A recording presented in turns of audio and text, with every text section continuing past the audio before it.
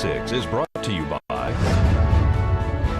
Inspiration Senior Living, where we provide affordable elegance to Pahrump area seniors. Give us a call at 751-2300 and make an appointment to tour our community.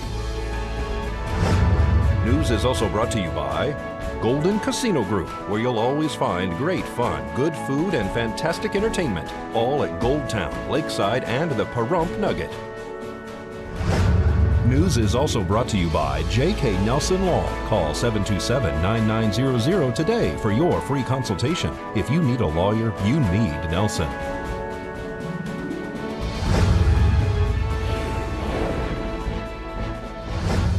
Tonight on News 46, an advisory board discusses nuclear waste transportation.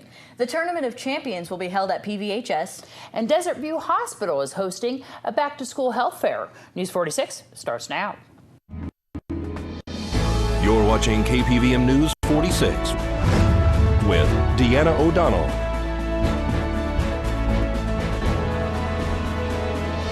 News 46, local coverage you can count on. Good evening. It's Friday, July 17th, 2015. I'm Deanna O'Donnell. And I'm Courtney Solman for News 46. The Tournament of Champions, held tomorrow in the gym at Pahrump Valley High School, is the first for local athletes and coaches who invite those with special needs to join in a day of activities. The event promises to be a great experience for all involved. Our own Courtney Solman reports. This Saturday is the first annual Tournament of Champions. This event brings together PVHS athletes and disabled youth and adults in the community. The event is held from 10 a.m. to noon at the PVHS Gymnasium. It's open to the community and free to participants. I had a chance to catch up with PVHS football coach Adam Gent and David Barukowitz of PDOP.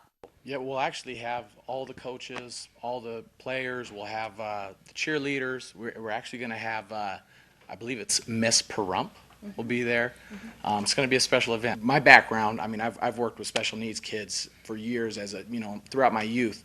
Just excited to have them come out and be able to, get them excited about football, something that they can be involved in and feel like a champion.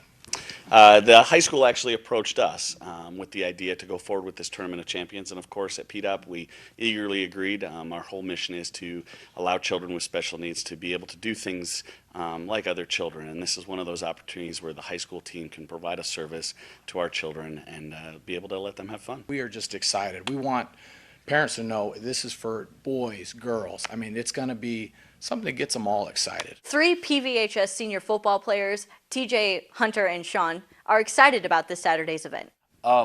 This Saturday, we're going to be a part of something really special, and we're going to actually have the chance to get back to the community in a really special way. We're sponsoring the Tournament of Champions at the high school. I think just the chance to give back to kids that we never had the chance to before, and to do something special like that we'll get to remember forever. Yeah, we're going to go over like tons of football stuff and just, try and give these kids something they would never have. Once again, the Tournament of Champions will be held from 10 a.m. to noon at the PVHS Gymnasium on Calvada. Make sure all participants dress for activities and lots of fun. There's going to be relay races, obstacle courses, face painting, balloon volleyball, kickball, and so much more. All activities will be modified for the competitors' abilities. For more information, go to pdop.info or call 702-516-0845. I'm Courtney Solman with News 46. The Radioactive Waste Transportation Educational Workshop, hosted by the Nevada Site-Specific Advisory Board, was held at the Bob Roode Community Center on Wednesday. Topics included radiation basics, transportation packaging, routing, and information on what type of emergency response training has taken place in Nevada. Scott Wade from the Department of Energy gives us an overview of the meeting. We've been asked to come and speak to this group about the training that we do, and we actually provide training for firefighters, EMTs, law enforcement, and hazmat teams, just how to respond to radioactive material accidents. So we certainly talk about DOE transportation vessels and the vehicles, but we also describe all sorts of radioactive materials that are transported throughout the community. And so there are radiography cameras, and there are soil density gauges, and there are radiopharmaceuticals. And so our goal is to get out with the responders. We offer either a 1-day or 2-day training course, and then we also offer exercises. And so when an accident occurs, or if an accident occurs, those responders are comfortable with understanding the instrumentation that they carry when they look at a package, understanding the hazard or sometimes the lack of hazard associated with that packaging. We talk to them about how to safely go in and get a patient and bring them out of the scene. We talk about how to safely extinguish a fire. And so we are focused on just one of the 9 hazard classes. When you talk about hazardous materials in general, there are 9 hazard classes. Our focus is on class number 7, the radioactive materials. You recently worked with Pahrump Valley Fire and Rescue, Nye County Emergency Services, Nye County Sheriff's Office, and made a video here locally, right? We did. In March, we came out to Mesquite Road, and it was an ideal situation. The Mesquite Road didn't have a lot of traffic, and so we were able to video without interruption. They provided, Nye County and the Pahrump Valley Fire Rescue provided some people to help act in the video. And then all those videos, once they're compiled and we've gone through the vetting process and made sure that everything's accurate, then we will incorporate that into the training program that we teach. And that goes nationwide? It does. We teach firefighters in all 50 states, firefighters, EMS, law enforcement in all 50 states. Who do you have joining you here today at the Bob Roode Community Center? The group that is here is the advisory board, and they meet periodically, and they are able to provide comments back to the Department of Energy about concerns that they have. And so specifically, we're here to show them the training that we provide for responders, so they understand the training that's out there. We will have more concerning nuclear waste transportation throughout Nye County during next week's newscasts. And as we head into our first break, let's join Jeff Simmons at the Pahrump Nugget. Hello everybody, I'm Jeff Simmons here at the Pahrump Nugget Hotel Casino. On our stage bar this weekend we have Go Big. So come on down and check them out. And our casino drawings every Friday, Saturday, and Sunday from 7 to 9 every 30 minutes. You can win up to $2,500 in cash. And then we'll go with bingo. We got our lower buy-ins continue at the 1 and 7 p.m. session through the month of July and all day on Sunday and Mondays. Our balls on the wall are Tuesday, Friday, and Saturday at the 1 and 7 p.m. session. And we have no split pots every night at 9 p.m.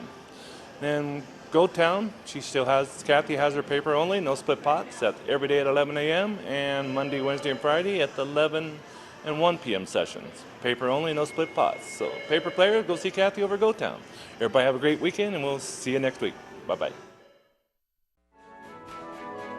This portion of the news is brought to you by Inspiration Senior Living, where we provide affordable elegance to Pahrump area seniors. Give us a call at 751-2300 and make an appointment to tour our community. Hackers broke into the massive hospital network of the University of California, Los Angeles, accessing computers with sensitive records of 4.5 million people. Patient names, medical information, social security numbers, Medicare numbers, health plan IDs, birthdays, and physical addresses. All were potentially stolen, according to the university.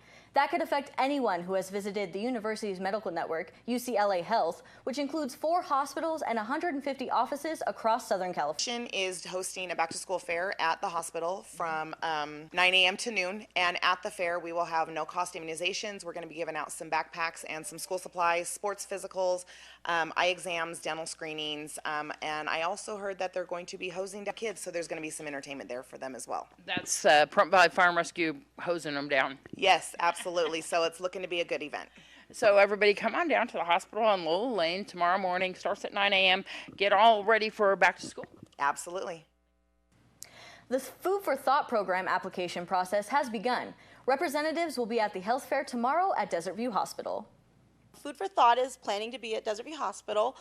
We will have representatives there from 9 a.m. to noon to take applications for the upcoming school year.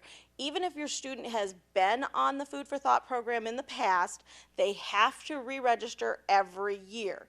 Now, if you miss the back to school fair and you still need to sign up, you can pick up an application at the front desk of your school. All 4 elementary schools the middle school or the high school, and fill that out and just return it back to the front office. And so at Desert View Hospital's Health Fair on Saturday, you will have a booth there. People can come up and find out more about it. Can they take donations? Are you taking donations there too? Absolutely. They can make checks payable out to Kiwanis Food for Thought. They can bring cash donations and drop them off with the representatives from the Kiwanis Club. Be sure it's the Kiwanis booth or the Food for Thought booth, and talk to one of their agents and see what they can help you with. What's the criteria for applying for this? This is usually students that are on free and reduced lunches. We don't want anybody going home hungry over the weekends, so what we do is we send the backpack home full of food for for Saturday and Sunday. If it's a long weekend, we add extra food. If it's spring break or winter break, we add the food to get you through. This is an educational program, and we don't want students to think about being hungry when they come back to school on Mondays. We want them to be focused on what they're learning. So if you are struggling financially and you need this assistance, be sure to call us. What's the number? Sure, my number is 616-902-0629, or you can also reach Shannon Moore, the founder, at 775-910-3329. When News 46 returns, we'll give an update regarding the shooting that occurred yesterday in Chattanooga, Tennessee.